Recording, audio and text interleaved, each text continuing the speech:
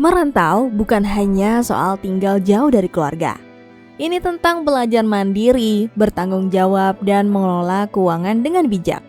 Banyak anak rantau yang kehabisan uang sebelum akhir bulan, bukan karena boros berlebihan, tetapi karena tidak punya strategi keuangan yang jelas. Kalau kamu sedang atau akan menjadi anak rantau, 8 tips hemat ini bisa membantu kamu bertahan, tetap sehat, dan tidak merepotkan orang tua. Sebelum lanjut, pastiin kalian subscribe channel Uang Logi, siapa tahu satu video ini bisa jadi solusi buat kondisi keuangan kalian sekarang.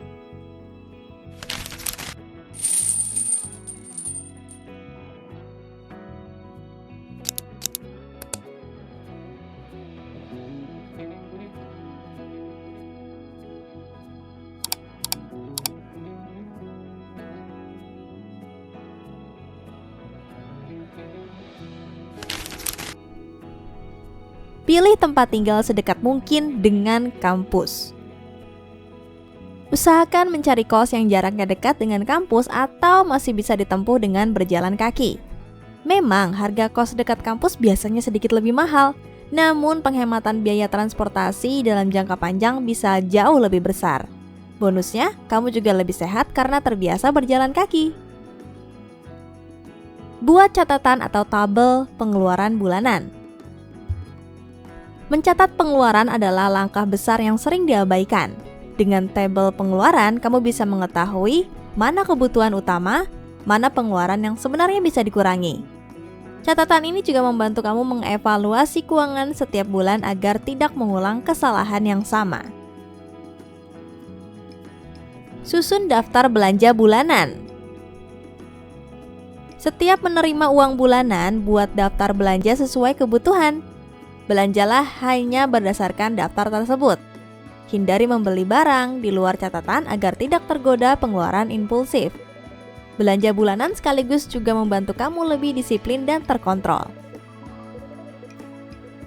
Masak dan siapkan makanan sendiri. Makan di luar setiap hari bisa menjadi sumber pemborosan terbesar. Dengan memasak sendiri, kamu bisa menekan pengeluaran secara signifikan. Jika belum terbiasa memasak, mulailah dari hal sederhana, seperti memasak nasi dan membeli lauk secukupnya. Selain lebih hemat, kebersihan dan gizi makanan juga lebih terjaga. Sisihkan uang untuk menabung. Menabung bukan soal besar atau kecil yang nominal, tetapi soal konsistensi. Sisihkan minimal 5-10% dari uang bulanan untuk tabungan.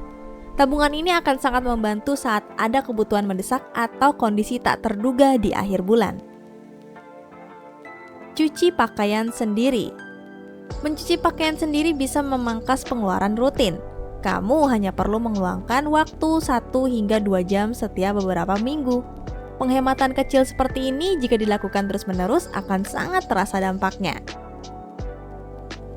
Batasi frekuensi nongkrong. Bersosialisasi itu penting, tetapi tetap perlu batasan. Tidak semua ajakan nongkrong harus diikuti. Pilih aktivitas yang lebih hemat, seperti berkumpul di kos teman, ke perpustakaan, atau ruang publik gratis. Hemat bukan berarti antisosial, tetapi tahu prioritas. Cari penghasilan tambahan. Jika memungkinkan, pertimbangkan untuk magang atau freelance. Selain menambahkan pemasukan, pengalaman kerja juga menjadi nilai tambah untuk masa depan. Penghasilan tambahan ini bisa membantu biaya hidup, bahkan meringankan beban orang tua. Menjadi anak rantau menuntut kedewasaan dalam mengambil keputusan, terutama soal keuangan. Kuncinya adalah disiplin, mampu menahan diri, dan memahami prioritas. Namun ingat, hidup hemat bukan berarti mengorbankan kesehatan.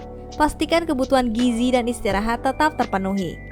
Dengan pengelolaan yang tepat, kamu tidak hanya bisa bertahan di perantauan, tetapi juga tumbuh menjadi pribadi yang mandiri dan bertanggung jawab.